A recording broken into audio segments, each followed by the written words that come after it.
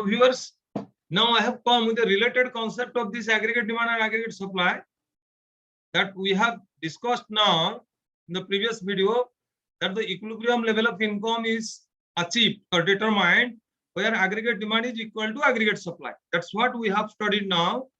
The equilibrium level of income is determined in the economy at the level where aggregate demand is equal to aggregate supply.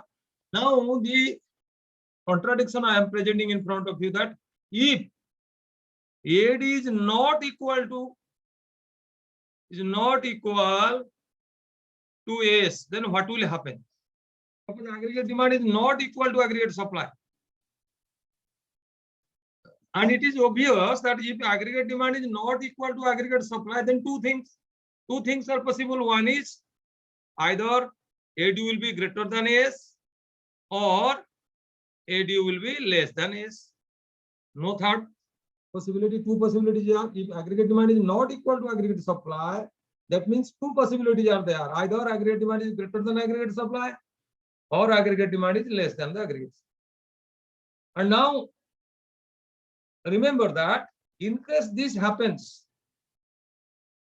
if the aggregate demand, either the aggregate demand is greater than the aggregate supply or the aggregate demand is less than the aggregate supply, then automatic forces in the economy will bring it back to the equilibrium level. That means there is if the AD is greater than AS, there is a deviation from equilibrium, then automatically it will come to the equilibrium level. Again, AD will be equal to AS. If the aggregate demand is less than the aggregate supply, also the automatic forces will bring it back to the equilibrium level. Let us check. Let us check how it will happen.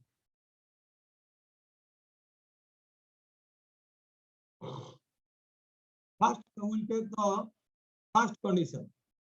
Let us see.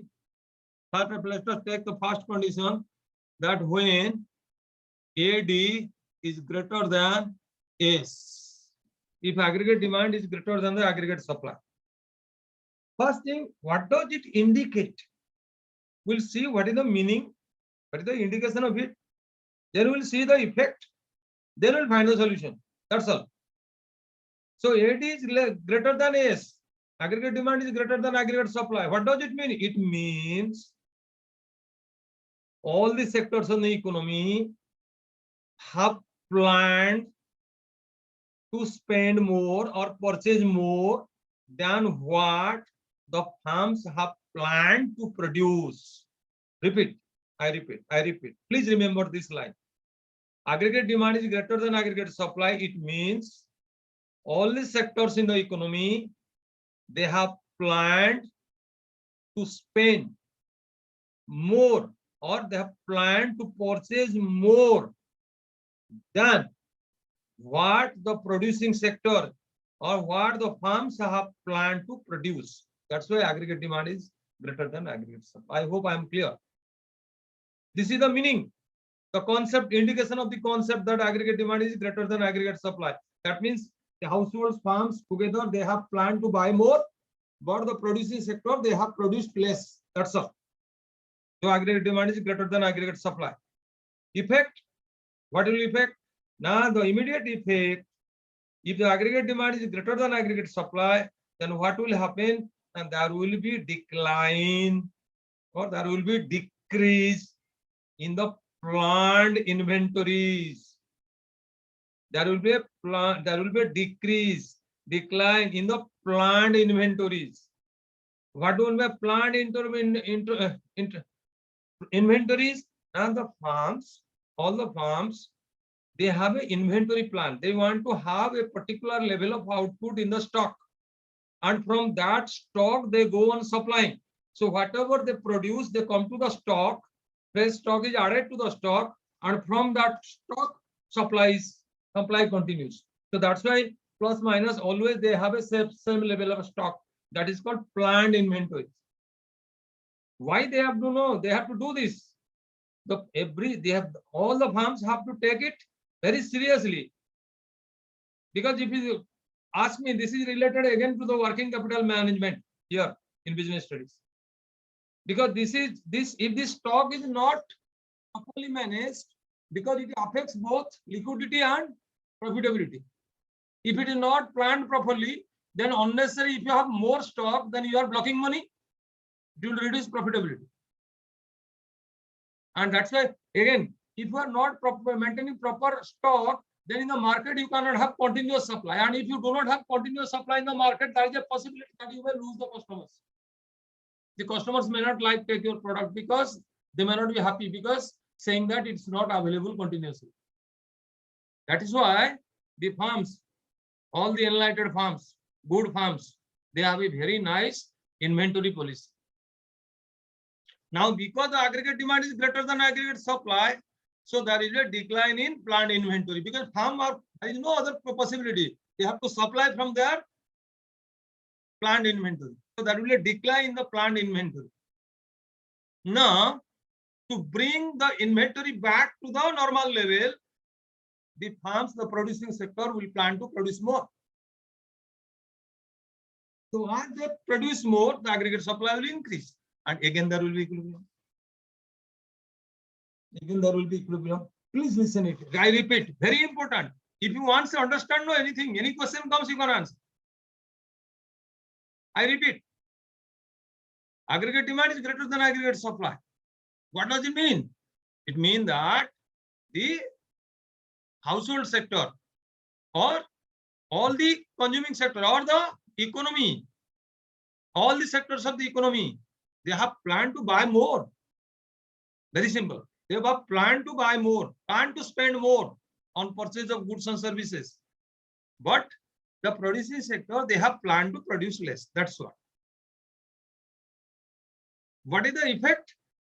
Now the effect is, because the aggregate demand is more, the farms cannot deny it. The farms cannot say that we cannot supply. The farms have to supply. The farms have to meet the demand. So from where the farms will get the output? Now the farms have only one option, that they have the plant inventory, and from the inventory they will supply. So as the supply extra from the inventory, the plant inventory decreases. Now, to bring this inventory back to the normal level, the farms must produce more. So they start producing more. As they start producing more, the aggregate supply increases. Again, there is equilibrium. I hope I am clear. Now we'll go to the second case. Second case, what? Now, if aggregate demand is less than aggregate supply, or aggregate supply is greater than aggregate demand. Aggregate demand is greater than, aggregate demand is less than the aggregate supply. Very simple. That if aggregate demand is less than the aggregate supply, what does it mean? Means again, same thing, just you change. One concept you understand, now the second one is automatic. So now it means that all the sectors in the economy, they have planned to buy less, purchase less, spend less on purchase of goods and services than what the farms have planned to produce. That means the simplest meaning, the farms have produced more and the household sector or the consuming sector, they have purchased less. What is the effect? The immediate effect, there is a rise in unsold. That means the farms will realize some unsold stock of goods and services. The farms will realize some unplanned increase in inventories. Unka plan mein nahi hai, the inventory will increase more than that. They realize some unsold stock. So as the farms realize that there is already unsold, increase in this unplanned inventory, the inventories have increased. It has gone above the normal level. They have unsold stock. So naturally, the farms will like to clear this unsold stock, and to clear this unsold stock, they will suggest to produce less in the next cycle. So as they suggest or they produce or they plan to produce less in the next cycle, the aggregate supply falls and equilibrium is achieved. That's all. Simple thing. Just opposite of the other one.